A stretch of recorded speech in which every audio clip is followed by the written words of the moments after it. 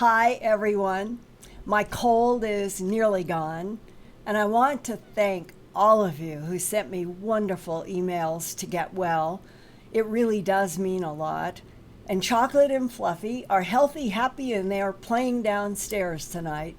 So I want to begin with the 3 real X-File reports that I posted at Earth Files and on Coast to Coast AM last Thursday, the night of November 29th to 30th.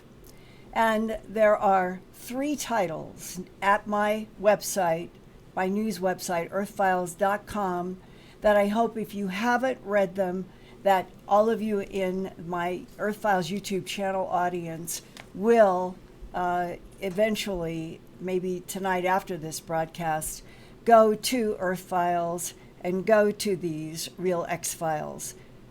Part 1 is, did a secret Apollo 17 astronaut photograph a gray non-human on the moon?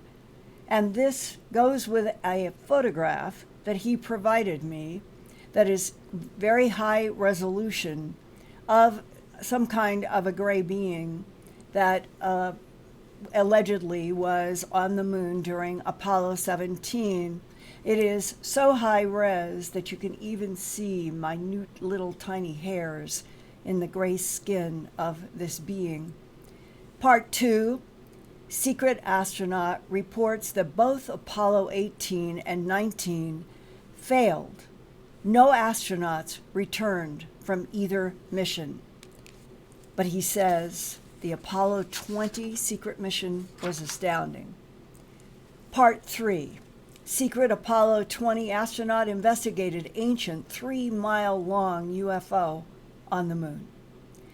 The subject of these 3 real X-Files is he calls himself a once secret astronaut and has given me permission to use his full name. John, spelled Jon, middle name Harold, Harold, and the last name is Levine, Lavine. He is now 71 years old.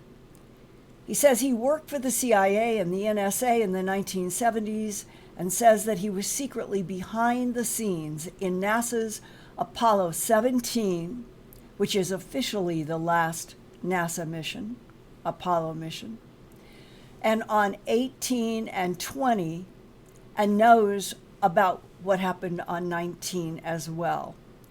In my Earth Files reports, you can see John Levine's U.S. Air Force and Navy DD-214s. There are 3 of them. And several other documents related to his military and aviation work. He is a pilot, has flown all kinds of aviation.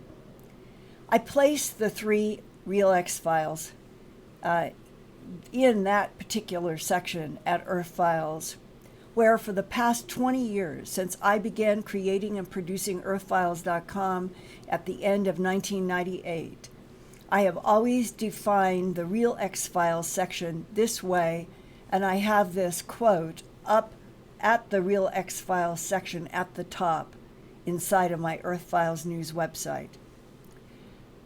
Quote, real X-Files do not always have hard proof, but the first-hand testimonies are presented as valuable to consider in the challenge of determining facts and truth in subjects that American and other governments have hidden behind policies of lies and denials in the interest of national security since at least World War II, close quote. Since posting and broadcasting these 3 reports about secret CIA, NSA, NRO astronaut John Levine, I have received hundreds of emails, including some from retired and current military people who know some facts about the behind-the-scenes evolution of NASA. And I've even received some congratulations for interviewing John Levine for 7 hours, as I described, and producing 3 half-hour interviews from those 7 hours for Coast and Earth Files. Other people are critical They insist that Apollo 18, 19, and 20 never happened. They are just hoaxes by Hollywood and video game producers. But Hollywood and video game similarities did not exist in the mid-1970s. The much later similarities were no doubt planted deliberately by the CIA in order to convince the public that any leaks about Apollo missions 18, 19, and 20 would be dismissed as hoaxes. I ran into exactly that problem in the 2007 to 2008 time period when I was receiving photographs, receiving illustrations, interviewing people all over the United States about seeing the Dragonfly drones in the sky and being constantly being told that it was some sort of a video game animation. And eventually we were able to prove that was not true either. There seems to be a much more complex and darker truth of a secret space program with at least one secret astronaut.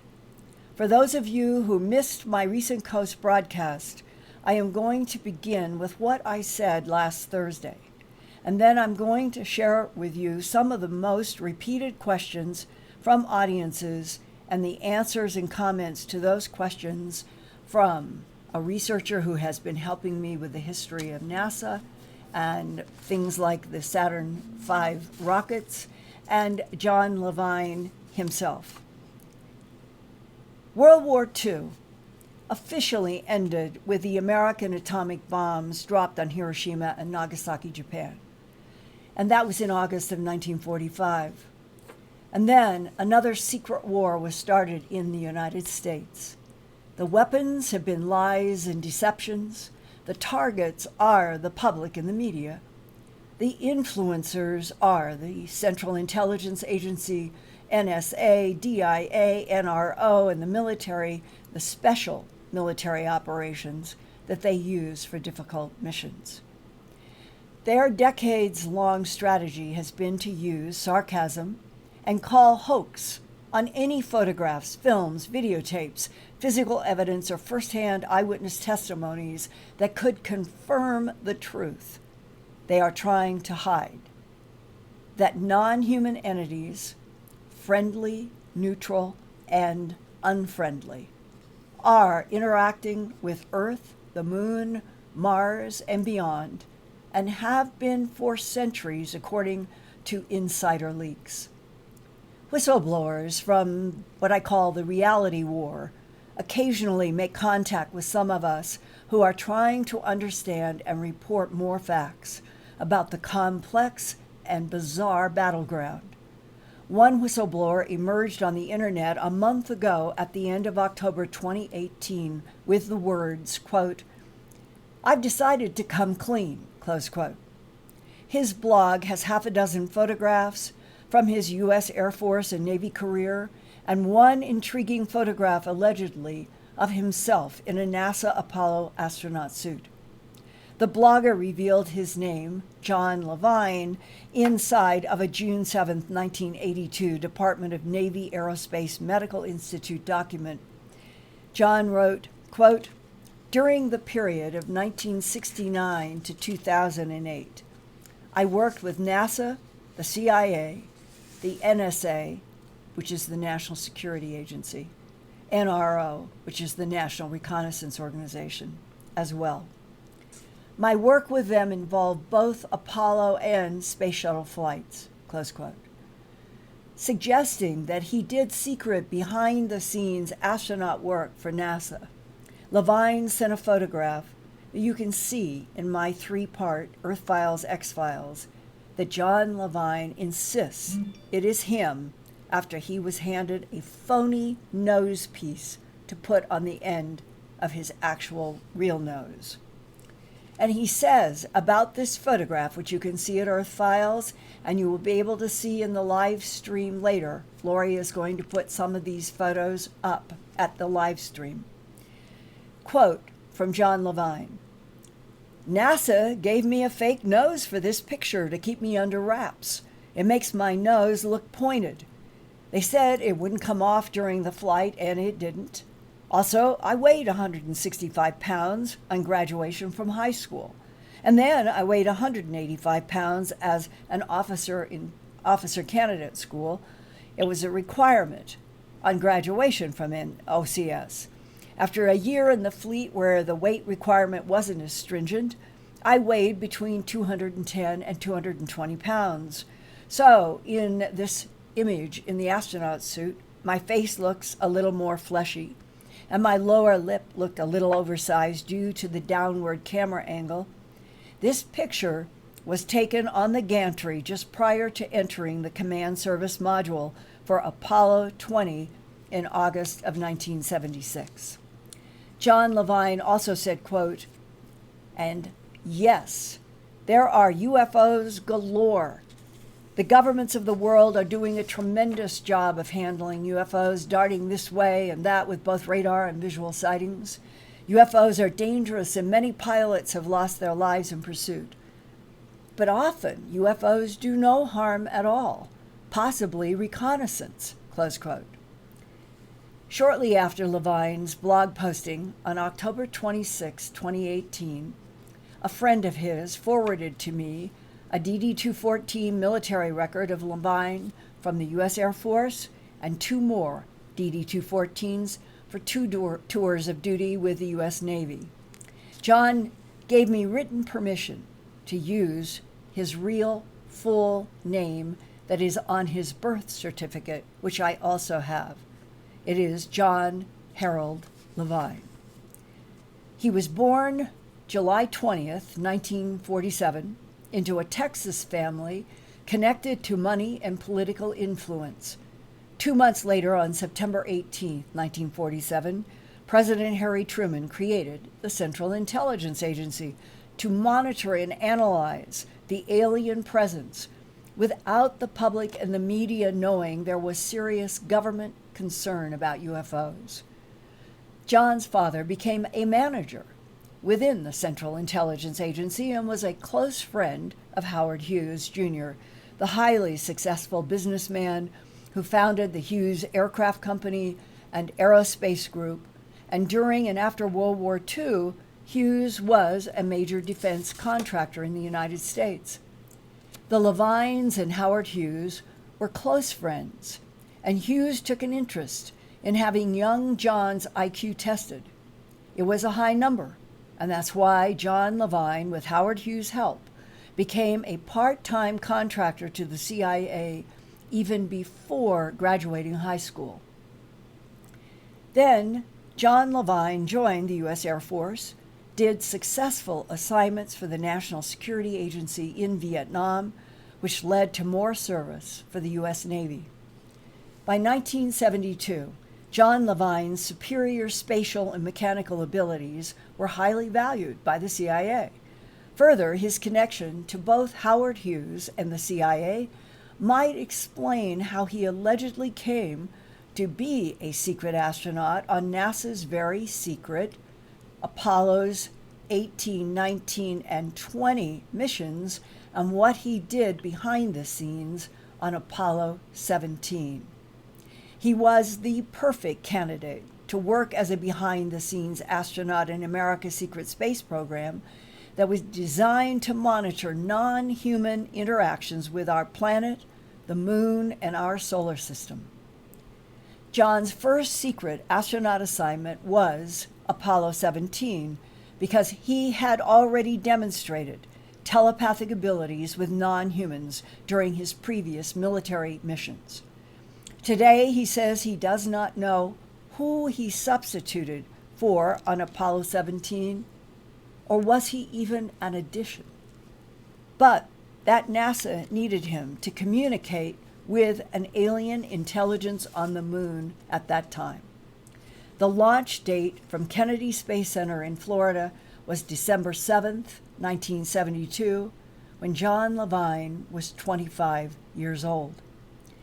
Here are some excerpts from my audio interview with John Levine about what happened during Apollo 17. He told me, quote, "On Apollo 17, we were warned not to return to the moon. So, I ask, Apollo 17, this is the one where you personally took a photograph of a gray being, and the gray being's eye reflected the lander? And you can see this photograph that he says that he took at earthfiles.com, and you will be able to see it later in the YouTube live stream. He answers, that's correct. First of all, the being was very close to me, perhaps 6 feet, 7 feet away. And the camera used was the camera on the front of my suit, which I believe was a Hasselblad, a very high resolution. And he stressed that the camera was built into his astronaut suit. I asked him, do you think, based on everything that you know working with NASA, that they already knew that there was an alien presence on the moon or inside of the moon, going back even before Apollo 11 with Neil Armstrong and Buzz Aldrin? He said, I'm sure they had suspicions because the moon had been under careful observation by powerful telescopes for a long time. I believe that there's been a number of skirmishes, and he means aerial fights. And some of these skirmishes could conceivably be called war, because you're talking about one spaceship firing on another, or us firing on spaceships. That's been going on for a long time, mainly because some of these aliens do hostile things. The Greys were doing abductions. There might be other aliens that have been doing abductions for quite some time.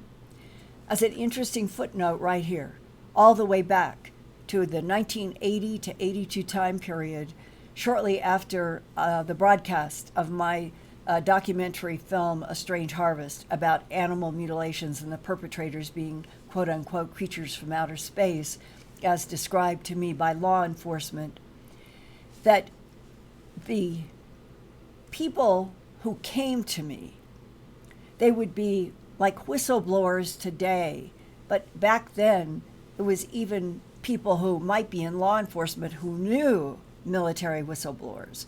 And they are the ones who told me, Linda, there is a secret war. We have a secret war. It is going on Earth. It is going on the moon. And it is the highest priority to keep it secret from the public and the media. That goes all the way back to the 1980-82 time period. So now, John Levine, in the past month, is telling me that he knew and was exposed in the work that he was doing for the U.S. Air Force and the Navy about secret wars, secret skirmishes with non-humans. Apparently, on the moon was information he specifically knew about, but that it had happened on Earth as well. I said, John, put your mind back into 1972, and you get a call that they need an emergency substitution, or at least an addition, to Apollo 17, and that you are going to be there. What kind of briefing did you get? He said, well, they were using hypnosis. At least they eliminated the memory. I do remember the Apollo 17 flight. I remember I met Cernan, but I just don't have any memory details. And that, I ask, is because you had all of this memory stripping, what you call memory wipes from chemicals or hypnosis. He said, they used that on me. Whether they used that on the regular astronauts, I don't know. So, John, Apollo 17, the lunar lander, it comes down to the surface of the moon. Had anybody from NASA Control or Cernan or anyone at this point, are you getting any information about non-human aliens on the moon and to expect an encounter? He says negative. But we began to suspect that things were going on when we started seeing footprints that we didn't make. We noticed tracks that weren't ours. And I asked, what did they look like? He said, they were different from ours. They were smaller, and it was some kind of a shoe, but it wasn't our tracks, which would have been large boot tracks from the human astronauts. Did you report back to NASA something like, we've got small footprints here, somebody else is here. He said, I'm sure we did, but you will never see or hear those tapes. Well, how do you encounter this gray being on the moon? Well, Cernan and I were away from the lunar lander, and this thing, looking like a golf cart, came around and stopped near the lunar lander, and Cernan said to me, go up there and talk to them. Now, whether Cernan said that because he had already found out that I have some telepathic ability, I don't know. But he asked that I go, so I did. Well, describe what is it like to walk from Cernan toward this moon buggy with a gray alien? Well, I did have apprehension. We weren't armed. With an alien, you don't know what you might expect. He said this was not his first encounter with non-humans. It might pull out a weapon and shoot me or whatever. I walked up to within about 6 or 7 feet, and he, the alien, engaged me telepathically. The gray being gave us a warning. We'd like you to leave. And I had to explain to the gray, we can't leave right now. We don't have the ability right now to leave. We have to connect up with the command module.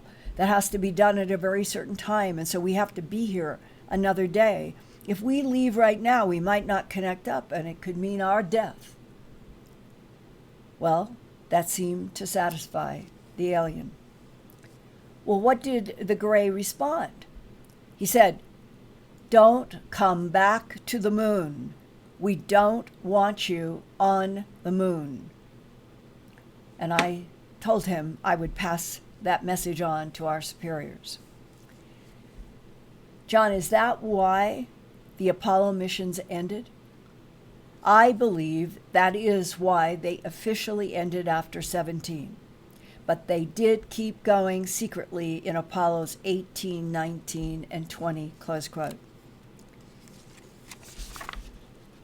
One viewer wrote about the photograph that I have at Earth Files that John Levine provided. It is the Hasselblad shot, he said, that he took of the gray in front of him. And then much later time, it was when the photo got leaked to the web. He thinks somebody in NASA is either selling photos or somebody's leaking. He doesn't know how it happened. And I know this for a fact, having talked with Pete McDivitt about 35 photos he took with a Hasselblad when he was on a mission. And when he got back to the NASA headquarters and asked to see his photographs, he was told, sir, you do not have a need to know. John Levine said nobody ever showed him the photographs that he took with his Hasselblad on the moon. But later on, in the last decade or so, the photograph that he says he took with his Hasselblad leaked out onto the web or was deliberately put out on the web for a reaction. And that's when he said he realized that in the gray alien's eye, that's black and dark and shiny, that he could see a reflection of the LEM, of the lander, the lunar module. So when he blew that up to look at the LEM, he realized to his astonishment that right behind the LEM, which is what exactly was the case when he and Cernan had been standing there, he said, and this buggy pulled up, and Cernan told him to go and communicate with this being. You can see another, we'll call it a vehicle, and Levine said that was the gray vehicle.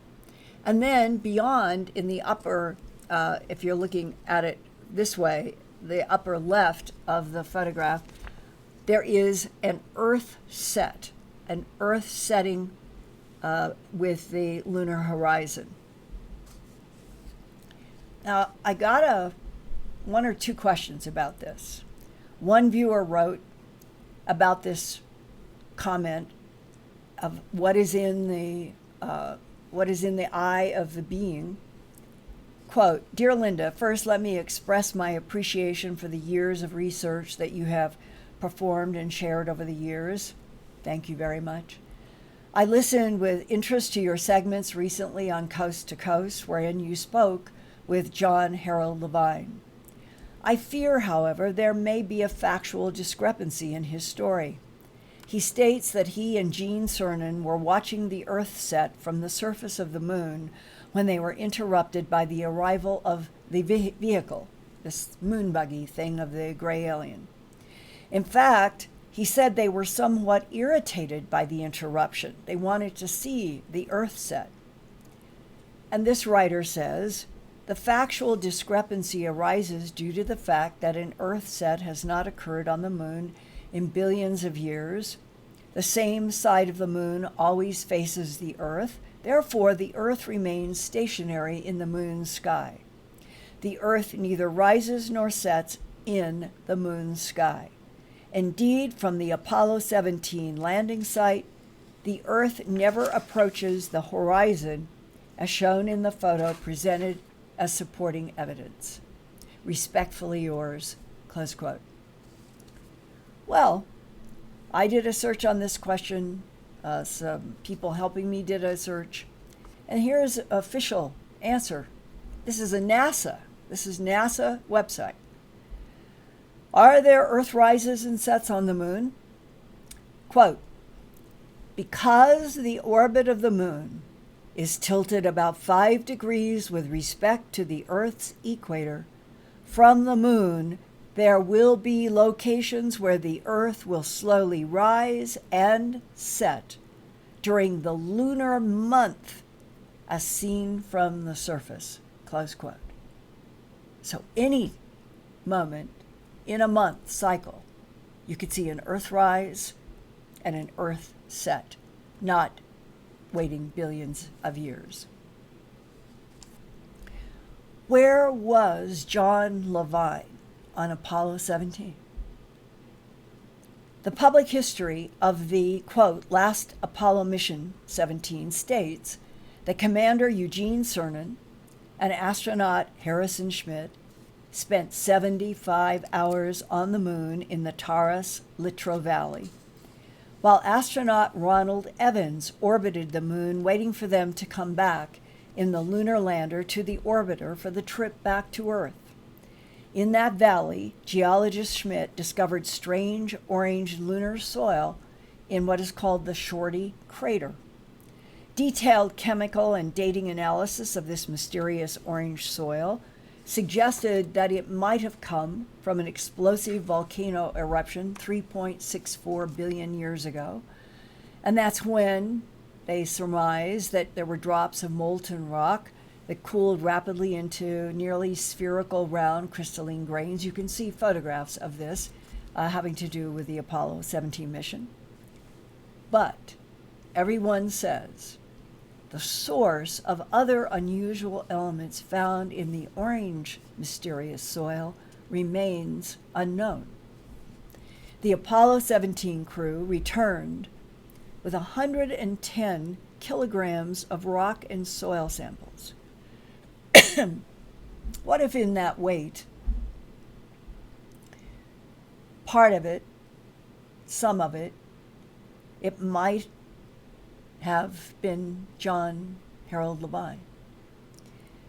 Because what is not included in the official NASA history is the alleged presence of a secret astronaut, John Harold Levine.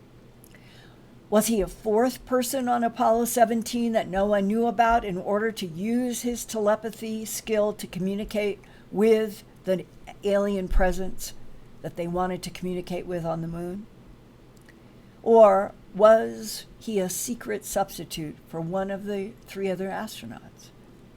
He says he honestly is not sure because of the memory wipes that they did. He remembers some things over time. He said in the beginning he didn't remember a lot of things.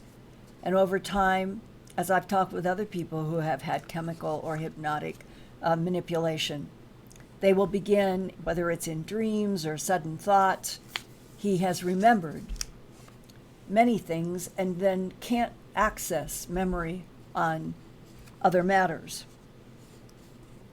Well, so it's complex, difficult to prove, especially when the Central Intelligence Agency and its brother agencies do not want you, me, or anybody, and especially not the media, to have any proof about what I'm relating from my Real X-Files about John Harold Levine.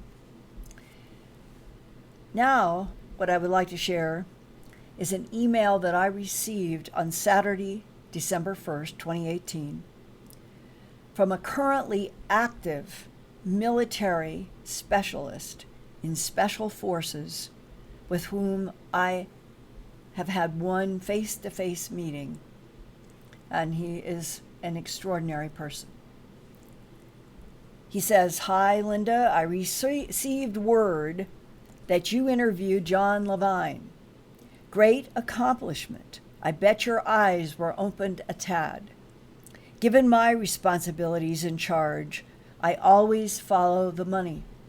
With respect to space wars, I would suggest that you look into the federal black budget controlled by Lockheed Martin, which is as large or greater than the annual U.S. budget.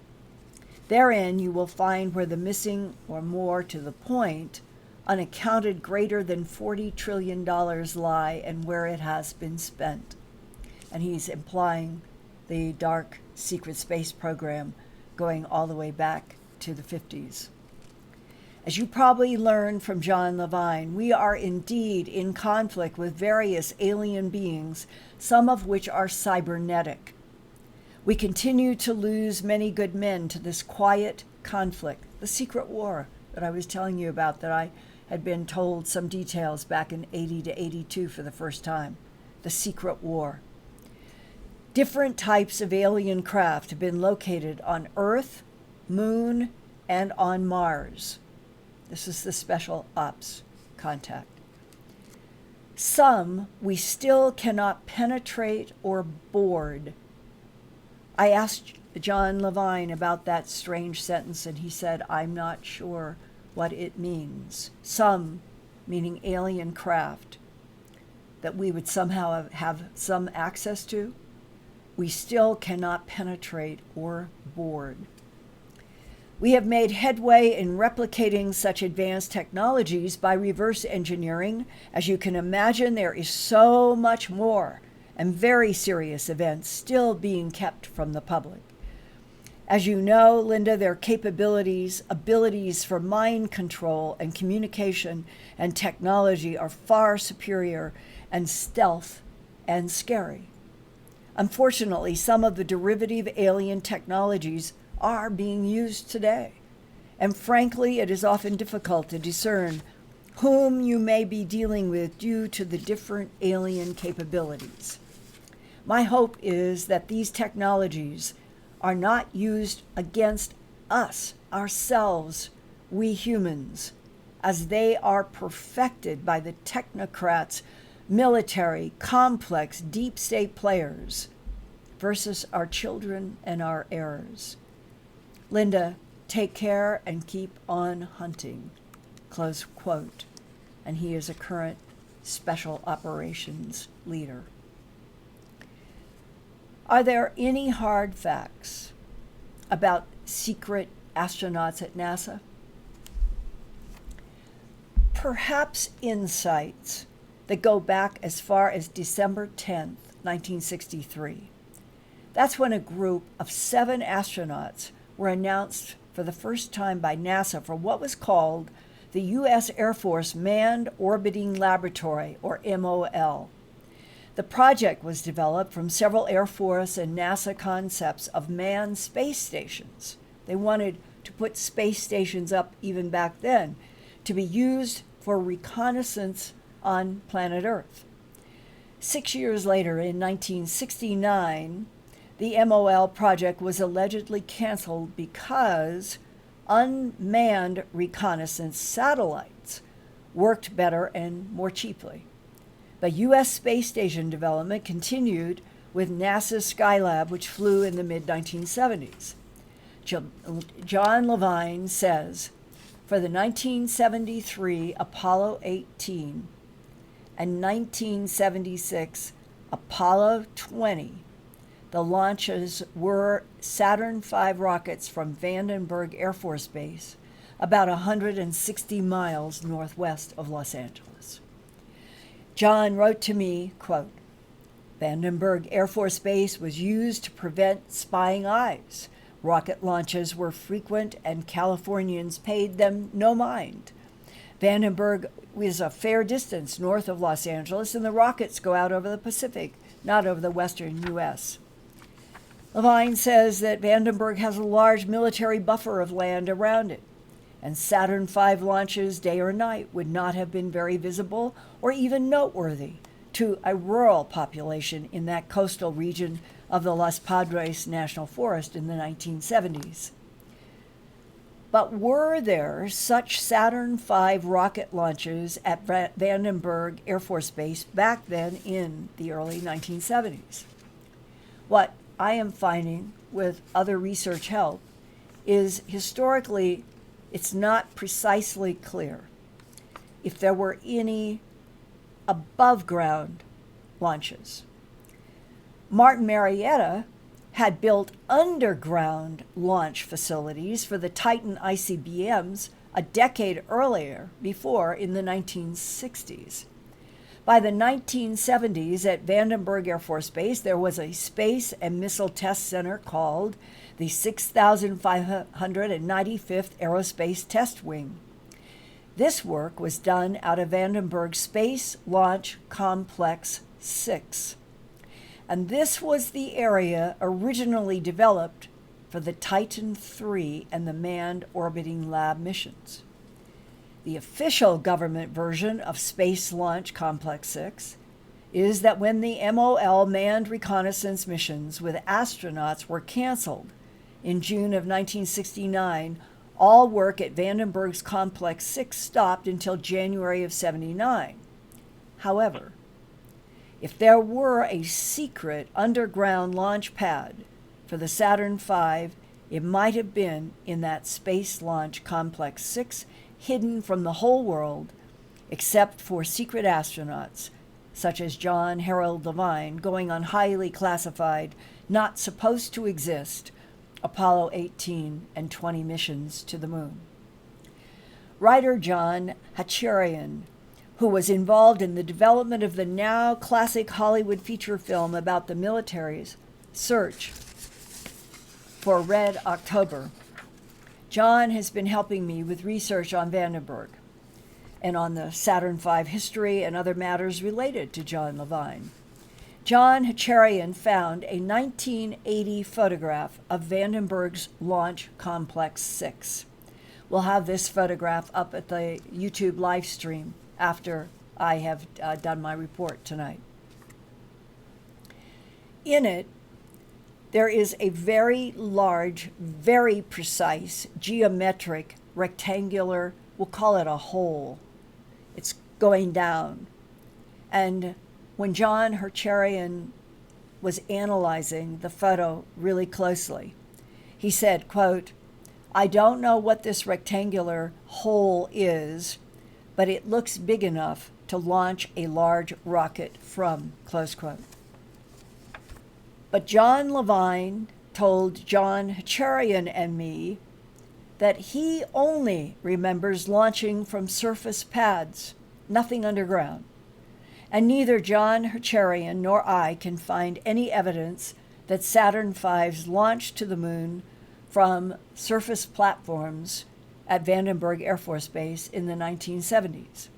However, we also know that John Levine experienced many memory wipes to control his knowledge about the CIA, NSA, and NRO interactions, whether it was here on Earth or on the moon, with multiple alien presences that have been the big secret under policies of lies and denial since World War II.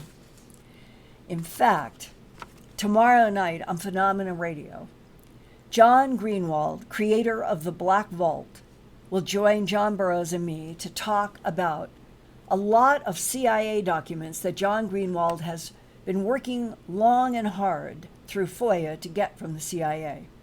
Recently, he got another large batch at the end of October. The subject of these documents is MK Ultra, officially sanctioned by the CIA in 1953. That's 65 years ago. Even after nearly 7 decades, what the CIA did in MK Ultra to learn how to manipulate human minds, including memory wipes, to control sensitive information. And that information is still hidden from all of us. MK Ultra included memory erasures of people working on highly classified missions. And one of the most classified and difficult subjects has always been, since World War II, the alien presence on Earth, the Moon, Mars, and beyond. John Levine, John Hatcharian, military whistleblowers, and I are going to continue to search for hard evidence that NASA made secret Apollo 18, 19, and 20 launches to the moon, and that John Harold Levine was a secret military intelligence astronaut on those missions, on 18 and 20. He knew about what happened on 19.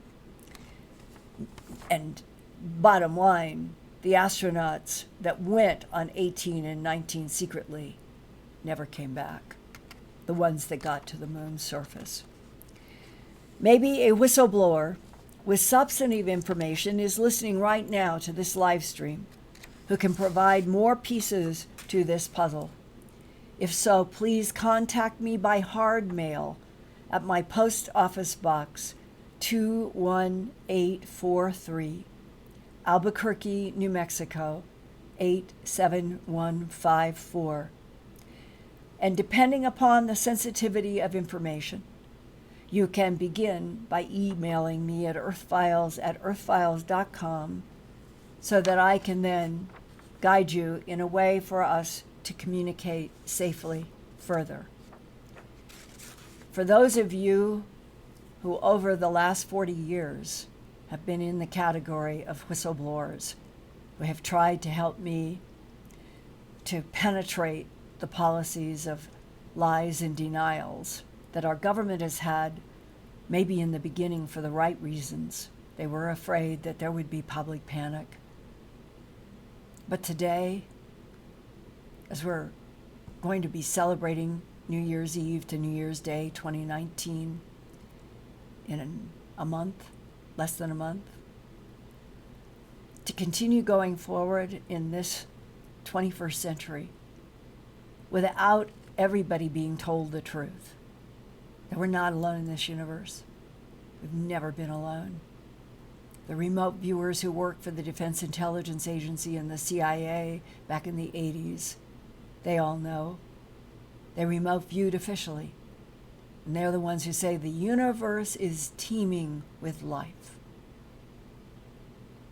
What is all of that consciousness out there? The remote viewers say, exactly like John Levine, there are friendlies, there are neutrals, and there are unfriendlies. Right now, it is my understanding that between the neutrals and the friendlies, we have enough allies to be fine. It could be that the energy that is now pushing forward the Trump administration's request for a space force is probably related to everything I have just reported to you tonight and more. Whatever is on the other side of those words, Space Force, whether or not we are going to be introduced to non-humans because of some kind of conflict that will be forced upon our consciousness, or that they are trying to get the world finally up to speed with truth, that we're not alone, and that humans can no longer be coddled. We cannot be coddled with mythology that we are alone in this universe. we need to be strengthened. The truth, I think, always strengthens. And right now, it is my wish, as we are in this last month of the year 2018, that the truth is really going to set us free after centuries of other powers, other mental influences, keeping the human family dumb and blind. And in my work at Earth Files, in my books, in my documentaries, in television, such as Ancient Aliens, and in this weekly YouTube channel, I hope that you feel the same as I, that being able now to talk with each other is at least going to maybe help all of you, no matter what unfolds in the coming year or 2 or 3, that you will be better off because we have been talking with each other honestly in these dialogues and through emails and other communication sources about a subject that has been at the top of the priority list of national security concerns of the United States and its allies in World War II since we dropped that bomb on Japan in 1945. And Lori, right now, what I would really appreciate from as many people as can, I would like to have feedback on my report tonight. Well, while they're putting together their feedback, I have a couple of questions. Okay. All right. Can Linda describe the rest of the ET body? What was its chest like, its arms, markings, or particulars? I see what you all see in the photograph. When I ask John Levine about what else, and were those footprints, did he mean toes? And he said no, like wearing some kind of shoe or boot, but small feet. And he's told me that he's about 6 foot. I think he said is 6'2", and the being was a little shorter than he was when they were doing their telepathic communication. And he said, you think of the gray types, he said, that's what you're talking about. He said it had some kind of a suit on, not like an astronaut suit that is thick and bulky. This would be more like wearing some sort of a leotard, that the beings seemed to have that on. But there was this very interesting part that was included in my 3.5 hours that were broadcast on Coast to Coast on Thursday to Friday night, November 29th to 30th. He said that the being in the telepathy said to him, John Levine, you don't need to have that headdress. You don't need to have a helmet up here. And that John Levine was startled by that and said, yes, we do. This is not an atmosphere that humans could breathe. And the gray being telepath back, that's not true. You don't need your helmet here.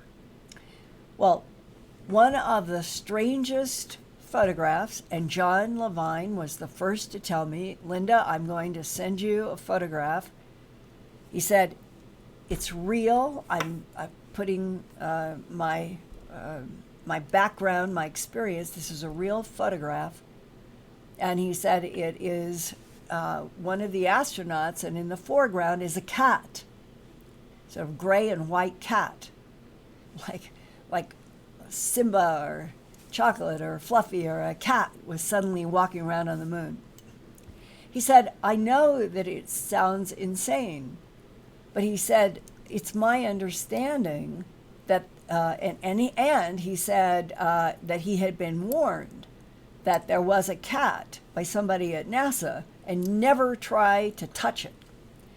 And he didn't know why, but that this photograph is and I don't have it currently in the 3. I'm going to add this tomorrow in an addendum, that he had been exposed during his work to genetic manipulation of the non-humans as being one of their main activities. And he said, it occurred to me, and he said, I have had a brief discussion with somebody, that perhaps that cat was an example of how the gray non-humans specifically could manipulate DNA, maybe a cat that they had gotten in a human abduction on Earth and kept it, and that they could manipulate DNA and did so on purpose to keep this cat. Now, all of this is speculation, and it cannot be proved.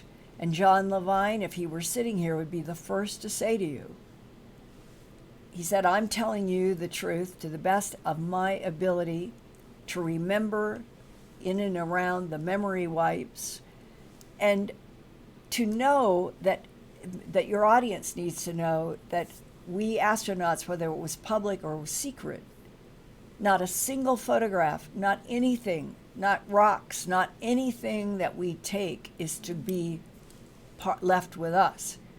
It becomes part of the NASA world. NASA is under the thumb of the Central Intelligence Agency. It was from its inception. So you've got military missions in the NASA universe, and that photograph may have been a fluke, a mistake, whatever, but it raises a very interesting question about what are the gray non-humans, the one that is in that photograph. Why do they not want humans there? And if we go back, which there was an announcement last week, that we are now preparing to go to the moon, and it says, the Trump administration and NASA, they want a permanent, that's the word that was stressed last week, a permanent base on the moon. And the question that was raised by reporters was that Putin is now talking about putting some kind of a base or an orbiter. So it's as if the geopolitical territorial conflict of our surface Earth is now beginning to get translated to the moon, where we have apparently in 1972 been warned by a particular type of gray, the one in the photograph, we don't want you here, don't come back. That sets up the other context for Apollos 18, 19, and 20. What did we, NASA, CIA, what did we think we could accomplish going back to the moon if we had been warned away? And that 18 and 19 were complete failed missions. The astronauts never returned to Earth, but John Levine has a personal experience on 18. And then Apollo 20, which is complex and extraordinary, and it's easier to read all about it and look at those photographs at earthfiles.com. So I hope that helps, Lori. All right, I've got another question for you. All right. Where is the actual alien photo? The one on the Twitter page is the cover illustration from the PC game. So I know you addressed that earlier. Yeah. All of this stuff. This is government 101 counterintelligence. Take something that's really sensitive, get it out into the public in a book, in a movie, in a television, in a video box, and then say, no, this is where it came from. John Levine said he would love to be able to get his hands on the original Hasselblad negative that he had, but he says he and other astronauts aren't allowed to have anything, keep anything. And I know that was exactly the case with Pete McDivitt. I was the supervising producer and the original concept creator of Sightings that was on Fox in the early 90s. And I worked in Los Angeles for 5 months on the production of that first pilot of Sightings. And one of the things that I wanted to do as a producer was to interview as many of the Apollo astronauts as possible. We could never get Neil Armstrong or anybody to answer, and I began to understand what had happened on Apollo 11, which is a whole other story. But Pete McDivitt, he and I talked on the phone for a very long time, and then we interviewed him for the Sightings pilot. And he said, he was looking out a window, and it was a Hasselblad camera. And he said he had the Hasselblad, and all of a sudden, this cylindrical metal thing starts coming by not too far outside the window, and it had a rod. It was definitely industrial by something, and it was very precise. And he clicked off. He thought he clicked off 30-some photos of whatever this was, and that they were communicating with NASA. Here is this, and NASA's saying, take photos, and they finished their mission, and he went back to the photo lab. And he said, I want to see my photos of that thing outside the window. And he said the man in charge there said, just a minute, went away, came back, and said, sir, I'm sorry, you do not have a need to know. And Pete McDivitt was enraged, and he tried really hard by throwing a mild, look, I'm the astronaut, I'm the one who took the photos. I demand to see these photographs. And he said, he never was shown. He knew that it was something really, really weird outside of that window. Okay, Lori, what other comments do we have? So another question in regard to the gray. Do you think the gray on the moon could stand there without a spacesuit? Well, that's what John Levine was saying. That he did not understand.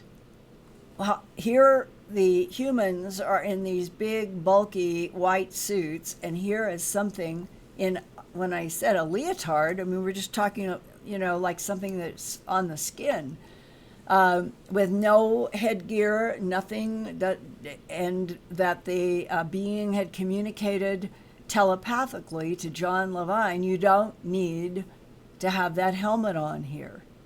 And that's where the cat photo, when John Levine brought it up, saying, I know this is so weird, but this is a real photo. How could a cat from Earth walk around on the moon and breathe? Well, that's where John Levine suggested that maybe there are experimentations, that part of the reasons for abductions, part of the reasons for disappearing people and animals has to do with genetic experimentation. Maybe the cat was one of those designed specifically to genetically change it so that it could walk around on the moon. These are all speculations. John Levine does not pretend to have the answers. I don't pretend to have the answers, but I am convinced that we are tonight and on Coast and at Earth Files, that we are dealing with the complexity and the depth at which, for at least 70 years in what we'll call the modern age of the 20th to the 21st century, our government and the allies of World War II knew there was an alien presence. And they did everything they could to keep the human family dumb and blind about it all. And maybe in the beginning, the reason was sound. Maybe people would have panicked, I'm not really even sure that's true. But today, in 2018, no. Lori? Our next question is, do you think the Indian alien woman was real in the NASA video Apollo 20?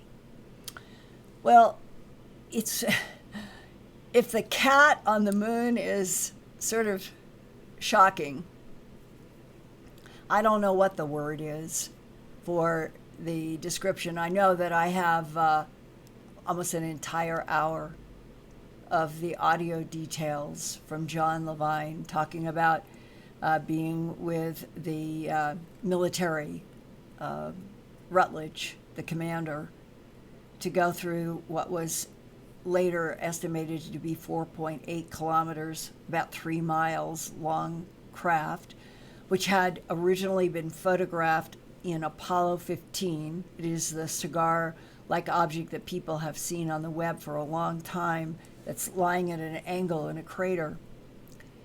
And when you listen to somebody, John Levine speaks with sort of that straightforward knowledge of when you've done things and you know things, and he's not reaching.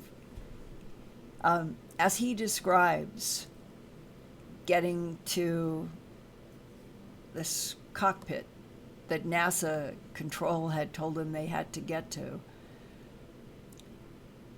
the idea that there would be bodies still in a cockpit, I mean, right off, you just say, does this make any sense? On coast, last Thursday, Friday, in the last hour of 2 to 3 a.m. Mountain Time, when George Norrie does Conversations with Linda, there was a very interesting phone call from a male voice who said, perhaps if this craft has been on the moon for a very long time, and one body is preserved, and I've run into this in the abduction syndrome, it's all in Glimpses Volume 2, about what the abductees have called the resurrection technology, that not only can you produce full-blown clones, but you can preserve people artificially without age.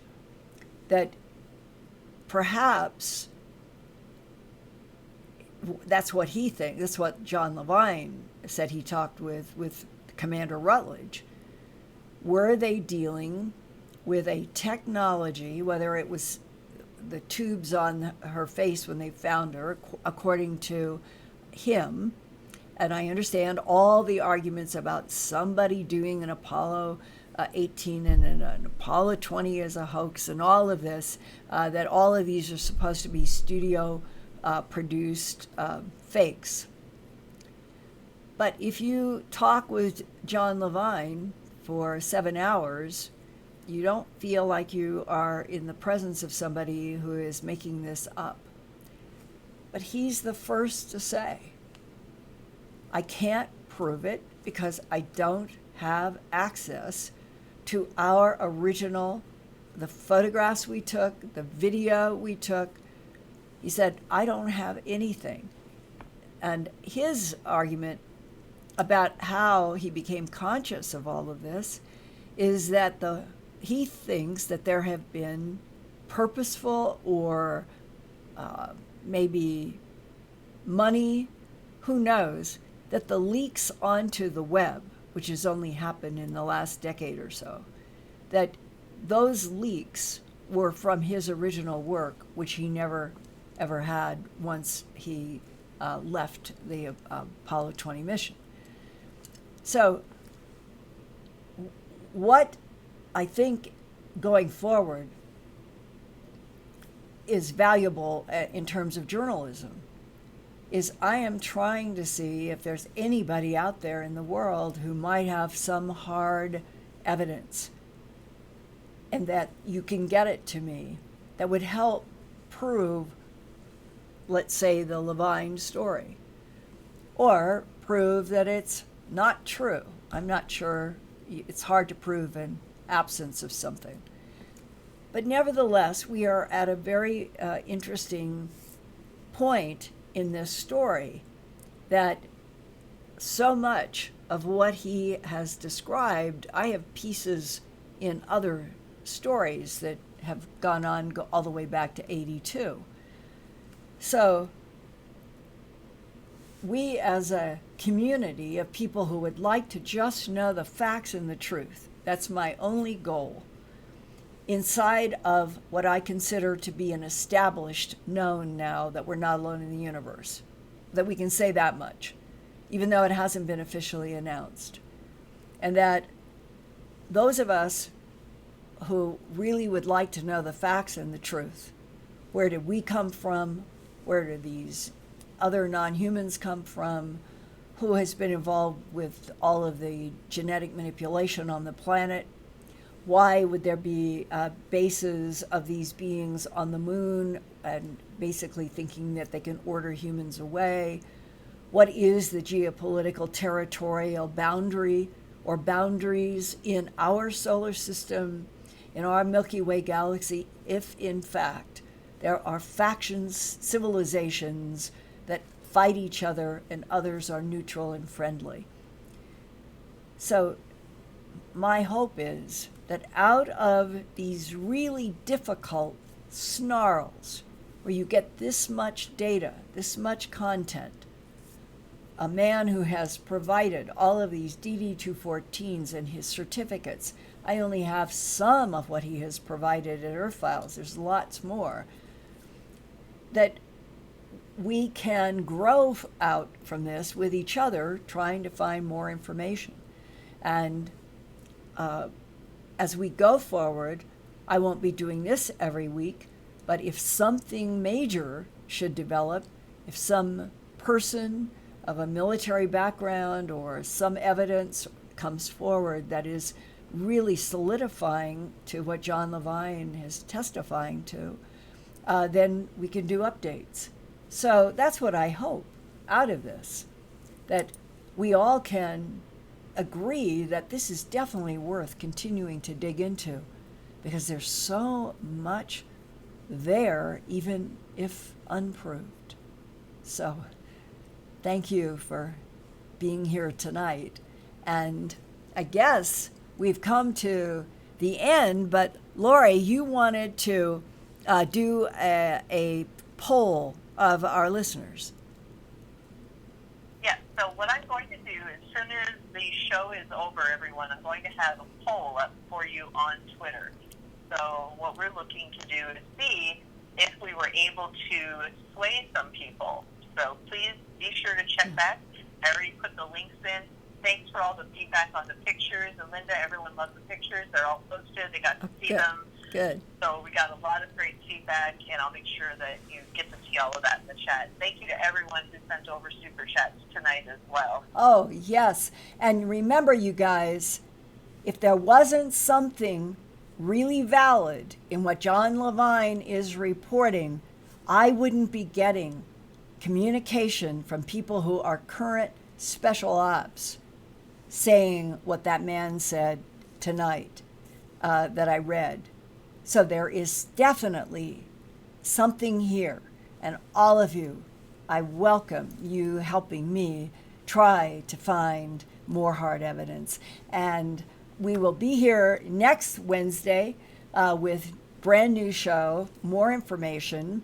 And I'm so glad we are all back in the saddle together. And I hope that as we go to 2019, that it's going to be more and more exciting breakthroughs in this subject that we all want to see finally out in this planet, that we're not alone in this universe. Thanks.